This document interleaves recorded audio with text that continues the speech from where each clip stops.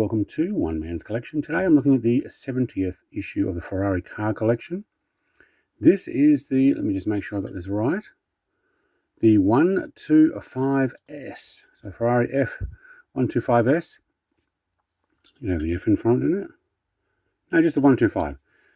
We're going to go through the magazine very briefly. I will not stop at all of the articles, just show what you actually get in this, and we'll have a look at the die-cast car. So in this one, they talk about the single-seaters is the F156, so the constructor's title winner. Competition models is actually this 125S from 1947, so this is a pretty early one. Production model in this particular issue is the 410 Super America, and the poster is of this same 125. So I'm not going to read all the articles like it says here, but we will go through some of the headlines. You can actually pause the video and read it if you need to. Ferrari's rear-engined racer. Continued modification results in the series' successful season for the F156 between 61 and 64. Gone are the days they used the same car over many years, isn't it? Engine was a front-mounted longitudinal 120-degree V6. Just under 1.5 litres. 190 brake horsepower, 9,500 RPM. That's given a good rev. Unknown top speed, unknown numbers produced. Okay. It's back in the day when the drivers... We have had this car in the collection already, or it's coming, but go back through the rest of the playlist, you will actually see it. So in this one, I thought we had Graham Hill driving it. In 61, a second and third at Monaco, first and second at the Dutch, first, second and a third at Belgium, first at the French, first, second and third at the British, second and third at the German, and first at the Italian. It did really well. In 62, they got Hill came third and the Dutch, Monaco second and third, and Belgium a third. So obviously a little bit down on the other teams catching up. But still in 63, Surtees got a third, second, and a first. First at the German, and in 64 it was the first Bandini at the Austrian GP. So it still performed pretty good for many years. Hill and Baghetti. Phil Hill, not Graham. Phil Hill. All right. Moving on to the 125S from 1947. That is a nice picture there. As the first car to sport the Prancing Horse badge and the first car for Ferrari, the 125S was a seminal model of motoring history. Looks a lot like the Alfa of those days. I think because he work at Alfa before that? Which I do have one of those in my collection. I can't remember which one that was. Might have been even in this one, because it was technically the prototype before this. But this is the first one that actually had the Prancing Horse. So nice. Engine is a 60-degree V12. Wow. Just under 1.5 litre. So it's not very big, but 118 brake horsepower, 6,800 RPM. 750 kilo. It's not very heavy. Maximum speed about 170 kilometers an hour, 106 mile an hour. Only 2 of them produced. Woohoo! I would guess then that is a absolute fortune for one of those. You wouldn't want to take it out too often. Well, you'd want to, but you also wouldn't want to. Decent poster. Very nice.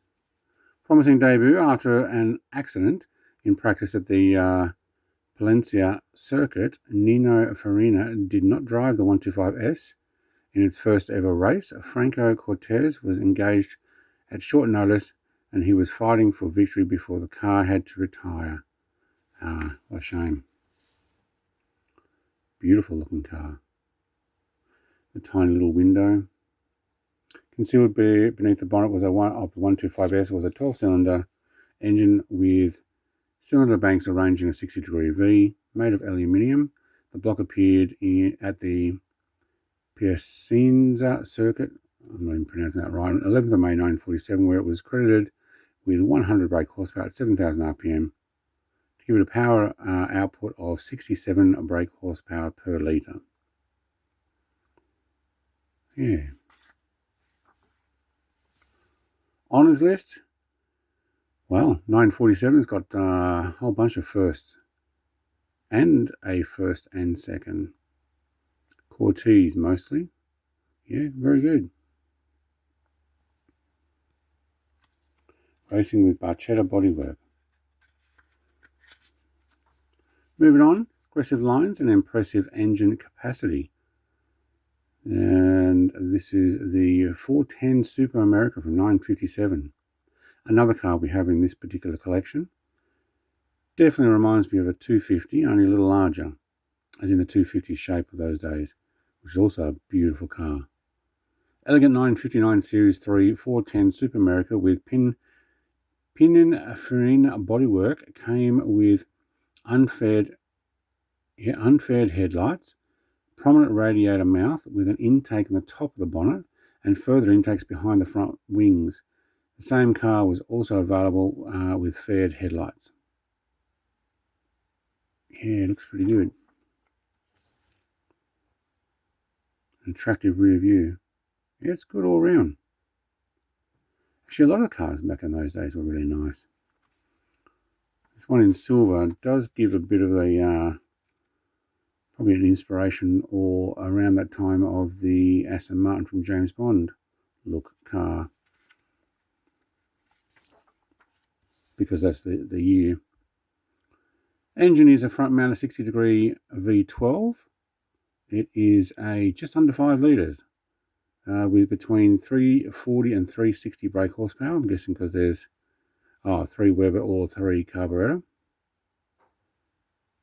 Maximum speed between 220 and 260 or 137, 162 mile an hour according to final drive ratio. Alright, so depending on how you've set it up. 38 produced. Wow.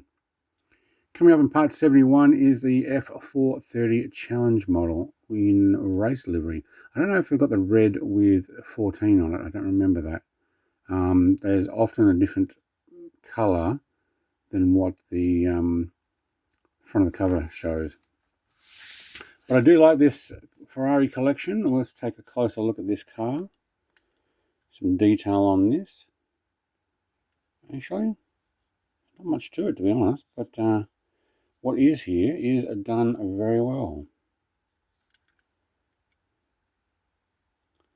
I'll have to get a light and show you what... Wow, there's not much in the rear end. Look at that, one single light, 947 for you, hey? One little brake light. Twin exhaust. We do have a decent cockpit layout though. Considering this is 143 scale. Also got a side pocket in a different colour. Black leather seats underneath. Put this up so you can actually read that as well. Not a lot to it, but we do have the subframe and the 3 pipes coming out each side of the manifold. A bit of silver further back. Well done. I'm going to put that on a turntable. I've got a silver knob on the gear stick as well.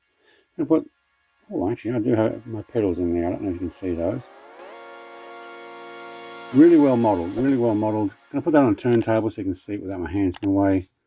And that's going to make issue 70. Thank you very much for watching. Like, comment, subscribe. Have a great day. Cheers. Bye.